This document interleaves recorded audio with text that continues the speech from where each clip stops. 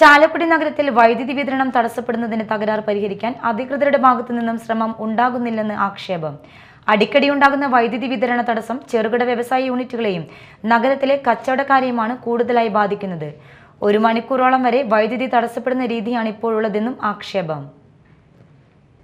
സബ്സ്റ്റേഷനിലെ തകരാറാണ് പ്രശ്നത്തിന് കാരണമായി പറയുന്നത്.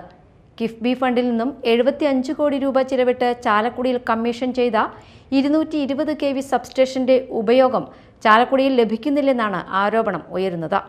ചാലക്കുടിയിലെയും പരിസര പ്രദേശങ്ങളിലെയും വൈദ്യുതി തടസ്സം ഒഴിവാക്കാനായി 2021 220 kV സബ്സ്റ്റേഷൻ കമ്മീഷൻ ചെയ്തത്. എന്നാൽ അതിന്റെ പ്രയോജനം ഇതുവരെ ലഭിച്ചിട്ടില്ല. 2021 മുമ്പ് 110 kV സബ്സ്റ്റേഷനായിരുന്നപ്പോഴുള്ള നിലവാരത്തിലാണ് ഇപ്പോഴും വിതരണം നടക്കുന്നത്. ബന്ധപ്പെട്ട ഉദ്യോഗസ്ഥർക്ക് രേഖാമൂലം കത്ത് നൽകിയിട്ടും പ്രശ്നം പരിഹരിക്കാൻ നടപടിയായില്ലെന്നാണ് വ്യാപാരികളുടെയും നാട്ടുകാരുടെയും പരാതി. Media time, Chalakudy.